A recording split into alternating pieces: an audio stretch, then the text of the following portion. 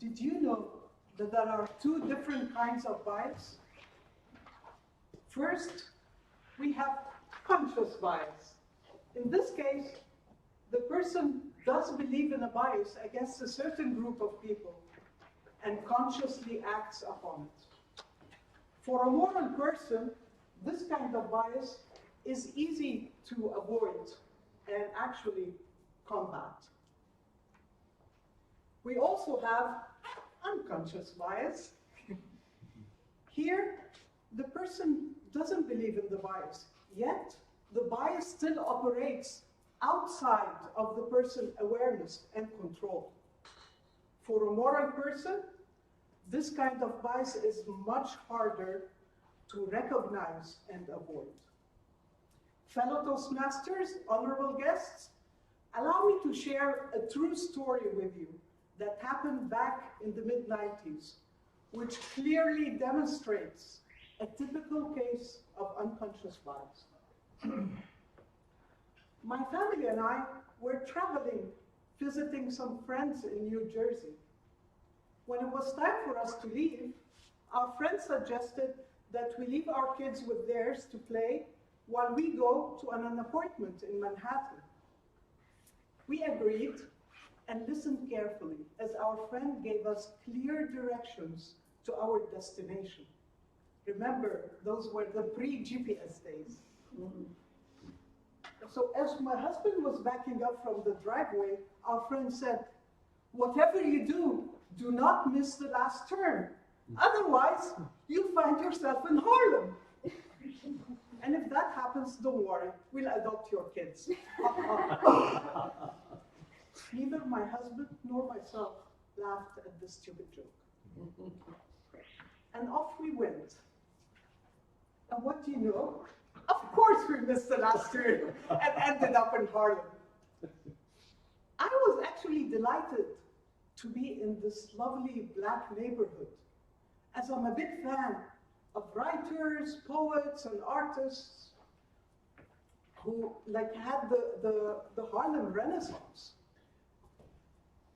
So, during pauses in the ongoing fight I was having with my husband for missing the turn, I was looking around in awe, thinking, this is where Langston Hughes, Zora Neale Hurston, and James Baldwin, and many more of my heroes have actually lived and created their amazing body of work that helped launch the civil rights movement.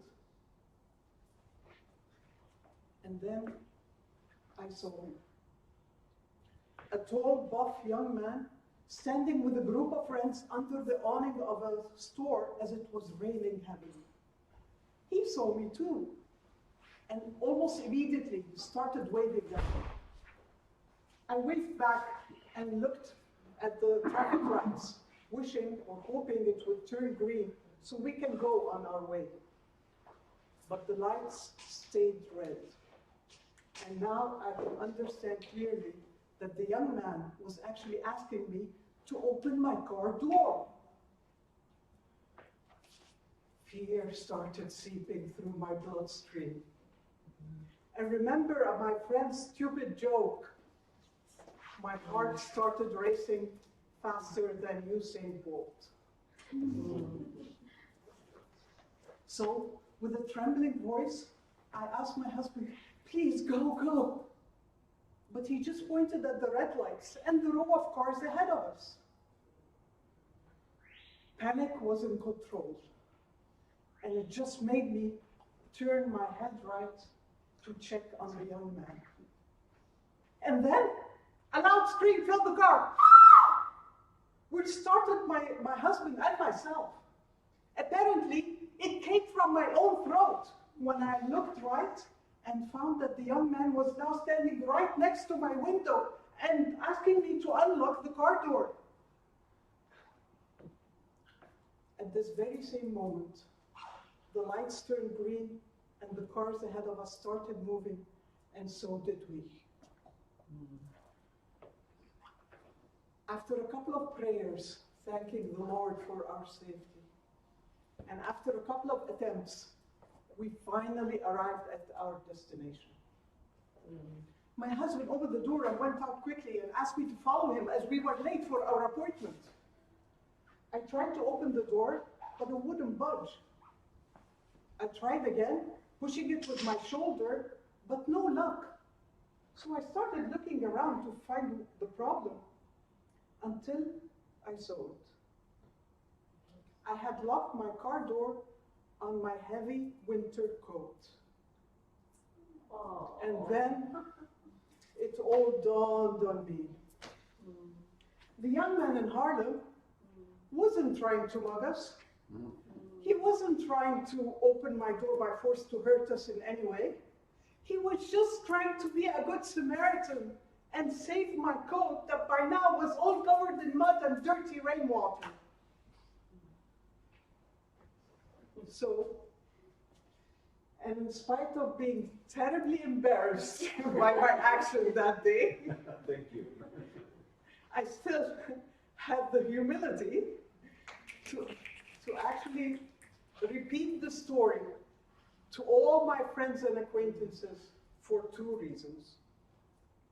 First, as an indirect apology to the young man whom I have clearly hurt and succumbed to stereotypical ideas about black men.